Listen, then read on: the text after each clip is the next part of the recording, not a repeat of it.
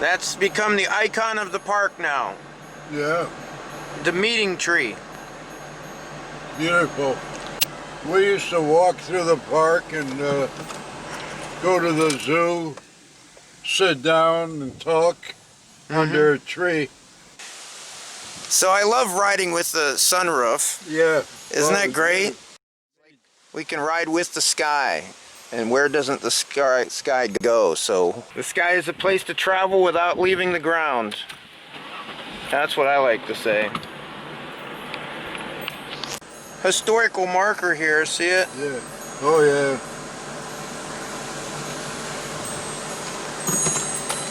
So they actually put that in on the 99th anniversary of the day that Eugene Debs gave that speech. And the only thing I don't like about it is it just says, Eugene Debs made speeches at the park.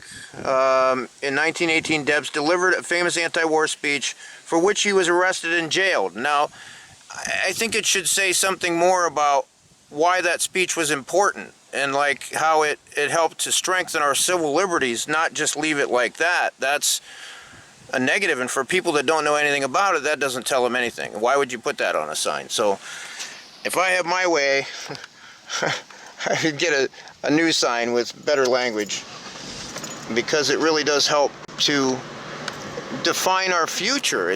So there's the Infinite Peace Garden. Remember when you were watering that, like the year we first planted it? I love those pictures that I have of you watering it with the butterflies and you just smiling. So that's where the big sunflower tower grew last year, that now we're spreading seeds around the world from this park, as amazing as that is.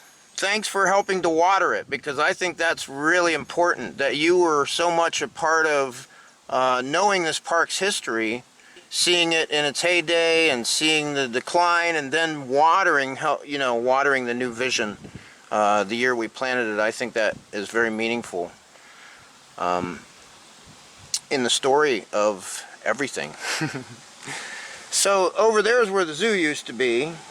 Behind that garden is where the zoo used to be.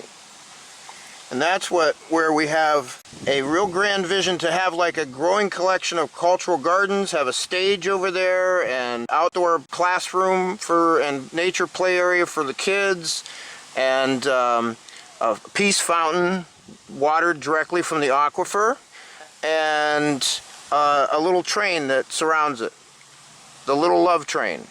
Can you envision that? Yeah. Yeah? Yeah. And and since this is O'Jays Parkway, we got to have a little love train, and then we just give rides for donations, and then we can use those donations to help to sustain the park and for community outreach, so that it becomes a literal love train right here. And I think that's pretty exciting. So this area right here, see these trees over here? Well, like it used to be behind the fence, and then they tore the fence down, and I thought, to make it interesting, one day I kind of got the vision of turning it into an enchanted forest.